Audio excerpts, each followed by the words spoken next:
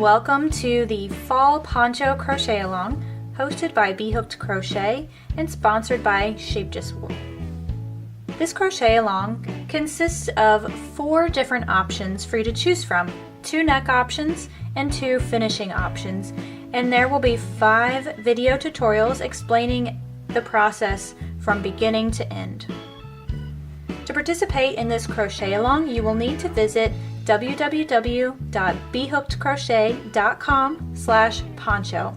That's going to give you the list of the supplies as well as the written instructions. In video number 5, we will cover trim option 2, or the tasseled or fringe edging for our ponchos. We are in the home stretch of our ponchos, and all that's left to do is create an edging or a trim. And so in this video we will talk about how to add these tassels or a fringed border. And you're going to need a couple supplies for this. You're going to need your yarn, of course, and a good pair of scissors. But this is kind of my secret weapon, if you will. This is just a plastic ruler that came from my Tulip Hook set. Now you don't actually need to have a ruler. If you have one, this works perfect. But if you don't have one, I would recommend cutting a piece of cardboard or something that's about 5 inches long and an inch or so wide.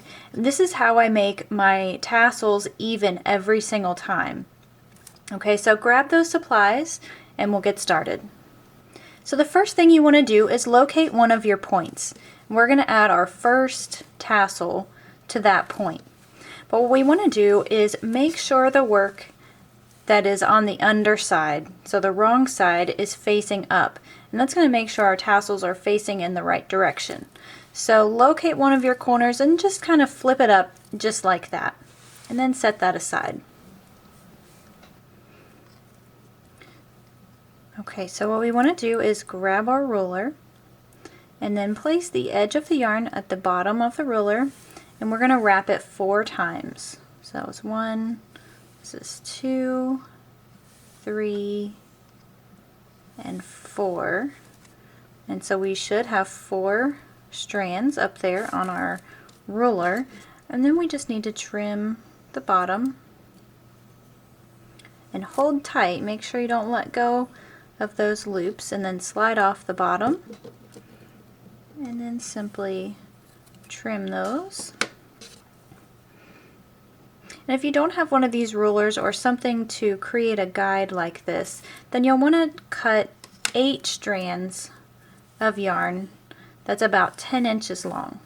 Okay, so then once you have that, we're going to grab our poncho, and again we want to come in from the wrong side. And I'm going to work in this point first of all. So I'm just going to insert my hook into that chain 2 space and then put all of the loops on your hook. Now I'm using the same hook that I used to crochet it up, but this is a lot of bulk here with all of these strands. So sometimes it is a little difficult to pull it through. If you need to go up a hook size, then that's fine. You can certainly do so. What I want to do is just pull all of those strands through, and I'm still holding on to it from the back, and I just want to get my finger in there.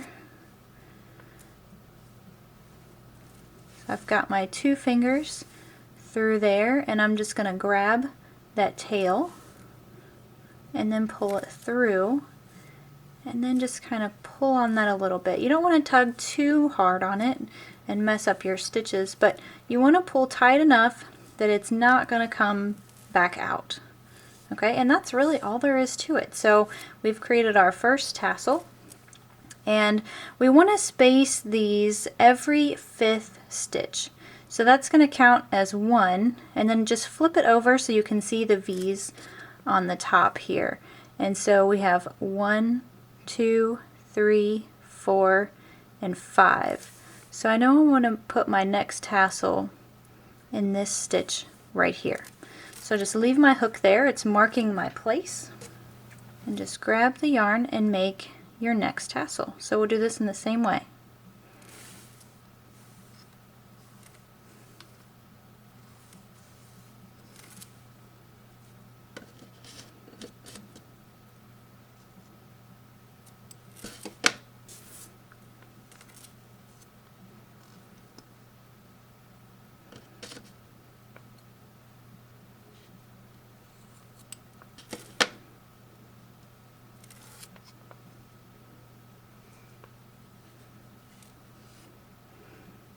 Okay, now just put them on your hook and just pull it through. It's a little more difficult to pull it through the stitches rather than that chain space because you don't have as much room. But like I said, if you need to bump up to a bigger hook in order to catch all of those, then there's no problem in doing so. We're not creating a gauge or anything like that. We're just using the hook as a tool to pull them through the stitches. All right. And we just keep going from there. That's all there is to it. We just need to do this around the entire poncho. So 1, 2, 3, 4, 5.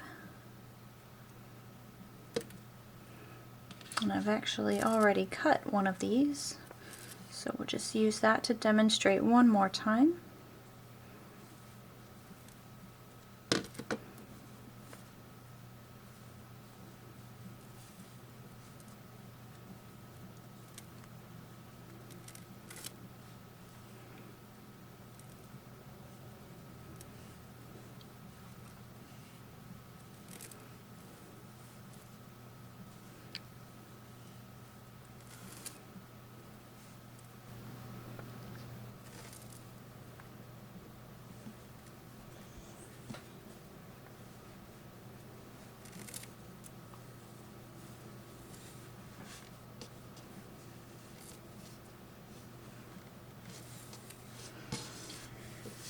So once you've gone all the way down one of your sides, you want to make sure that, like I said, we always want to have a tassel in the point, and then we have 4 stitches in between.